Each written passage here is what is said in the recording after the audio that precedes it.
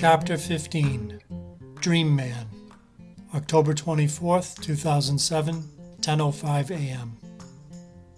The freshly rubbed circle began to fade as the moisture in the bathroom thickened across the mirror.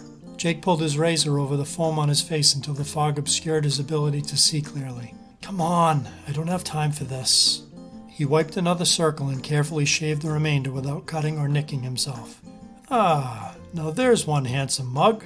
A splash of cold water on his smooth face took care of the remnant foam near his nose and ears. Off to the bedroom. Nugget followed his dad into the room and jumped onto the bed.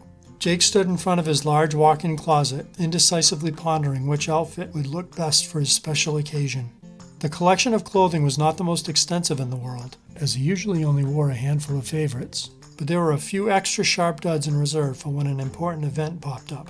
His hand passed over a lineup of faded jeans and grabbed a pair of khakis. Nugget deftly hopped to the side as the pants flew onto the bed. Jake donned a blue button-down shirt before tossing his towel through the bathroom door into the hamper. "It's good, and the Celtics win their 17th World Championship," he rasped. "Hey, what are you doing? Get off of those!" With a haughty whip of his tail, Nugget stopped his bath in mid-lick.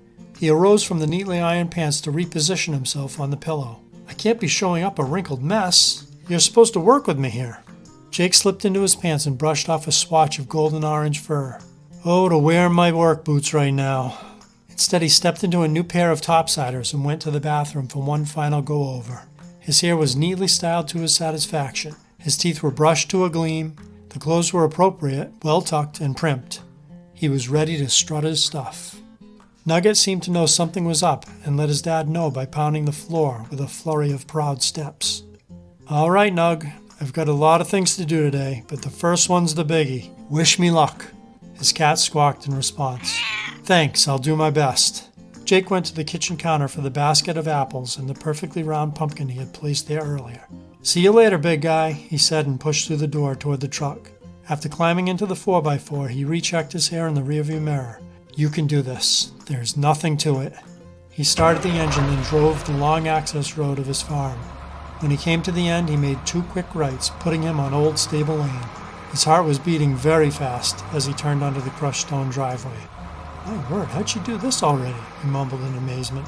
The outside of the house was coming along nicely. The brand new roof was sparkling in the sunlight. The trim was freshly painted. Both looked fantastic against the weathered gray shingling. "I wonder what landscaper she used," he thought, noticing the laser straight lines of the lawn and the manicured shrubbery. His pickup came to rest about 3/4 of the way up the drive. "Seems like I've been beaten to the punch," he whispered, scoping the white Toyota Corolla, blue Intrepid, and large van that were jammed into the turnaround. He snatched up his presents and walked past a huge waste bin toward the back of the house. "Come on, Jake, nice and relaxed. Be casual." As he rounded the corner, he bumped into a threesome of construction workers who were in the midst of tearing down the back stairs. The evident head man motioned to him. "Not this way, my friend. Front door." "Sure thing. Sorry about that," Jake said, feeling like he was hung out to dry with his little basket in one hand and pumpkin in the other. He quickly retraced his steps to the house's front granite stairs. "Huh, never saw this before." A shiny brass lion's head knocker stared him in the face. He gave it a few good raps, then stood back in anticipation. Nice and calm, nice and calm. Several painful seconds went by before a series of locks began to rattle and jiggle inside. "Just a minute." Finally, with his eyes ready and waiting, the door swung open. Yep, that's the face I saw all night long, Jake thought silently. "Hi, Sue." "Jake, so nice to see you." "Likewise." "Sorry it took me forever to get the door. I'm still learning how things are put together around here." A trainload of despair chugged through her mind. This was the second day in a row that he had caught her looking like a schlump. "Not a problem," he said, glancing downward. "I brought you something for a housewarming gift." "Oh, you shouldn't have." "Out here on the sticks, we still believe in this sort of thing." "That's so sweet of you. Come in, come in." "I'm not interrupting anything, am I?" "Certainly not. Please, come in. I'll show you around." "That'd be great." As he moved through the doorway, he spotted a woman sneaking away from the balcony in a low crouch. Keeping his mouth shut, he let Sue take the lead up the stairs to the second level. "I'm saving the first floor for when everything else is done. My mother's going to have that for her apartment." "Oh, your mother's going to be living with you?" "Yes, but not for a while, thank God. I've got more than enough going on up here to keep me busy." "It's amazing how much you've done already. As I drove in, I almost didn't recognize the place." I know, huh? And it's still got such a long way to go. The outside's pretty much done, except for that back porch. And then, whenever they get around to it, I've got the carpenters making flower boxes and shutters for all the windows. Very nice. Sue touched her hand to Jake's strong arm. Remember, you're getting the bare bones tour right now. Everything's just a mess. Good. This way I'll be able to see the before and after, he said, slyly setting up a second invite. They walked into the middle room where a woman was standing next to a wallpapering table. Jake, I'd like you to meet my best friend, Doreen Fitzgerald. Dodo, this is Jake Peters. Doreen was struggling to control herself as she extended her hand to this hunk of a man. Oh, I didn't even realize someone was here. She said, coyly unaware that Jake's 6'5" height had allowed him to see her running through the upstairs living room. Pleasure to meet you, Doreen. I'm just getting the grand tour, Well, go to it. she exclaimed, shooting an obvious glance at Sue. We'll be back in a minute, Dodo. During their walk through the hallway toward the kitchen, Sue stopped and opened a door to the bathroom. This is my only completely finished room in the house. Jake poked his head inside and let out a lengthy whew. The room was straight out of a magazine. Scented soaps, framed prints, and various collectibles decorated the interior. The smell of new wallpaper, paint, and aromatic rose lingered in the air. It's beautiful, Sue. Thank you. If everything goes as planned, this whole place should look like this very soon. After ducking back into the hallway, Sue latched the door. I'm trying to keep the bathroom clean with all the chaos that's going on around here. Smart thinking. They spent the next half hour walking through the house, checking the newly hung drywall and the scraped rooms. When they brought their roving to a halt, they were standing back where they had started in the front foyer. Sue turned to her guest and asked, Can I interest you in a cup of coffee or tea? Her question made him wince regrettably. As much as I'd love to, I really must be going. Are you sure? It's no problem to whip up a pot. Yeah, I'm supposed to meet with the vet at 11:30. I'll be lucky if I make it as is. Why didn't you tell me I was making you late? It was worth it, he replied with a twinkle in his eye. If that bathroom is any indicator, this house looks like it's in for quite a surprise, Sue.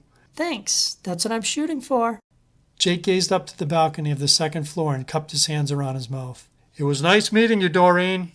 In a flash, she was leaning over the railing. You're not going to stay for a while? Sue spoke up for her new neighbor friend. Jake's very busy today, so he's got to be off. Opening the door, she said, Thanks for coming by. I really appreciate the apples and the pumpkin. Bye, Doreen, he repeated with a friendly wave. I'll talk to you soon, Sue. Happy wallpapering. With a light-footed spin, he strode away toward the driveway. Have a great day, Jake. Feel free to drop by any time. She closed the door while falling back against the wall with a dramatic sigh. Someone's in love. Doreen said, hanging over the balcony. Sue tried to peek through the leaded glass strip that was at the side of the door, but was greeted with a wavy image. She moved laterally to the peephole Roger had installed and glued her eye to her departing dream man. Susan Louise Peters. It has a nice ring to it. Oh, stop. For all we know, he's probably already married. I didn't see anything on his finger. Well, even if he isn't, he would never be interested in someone like me.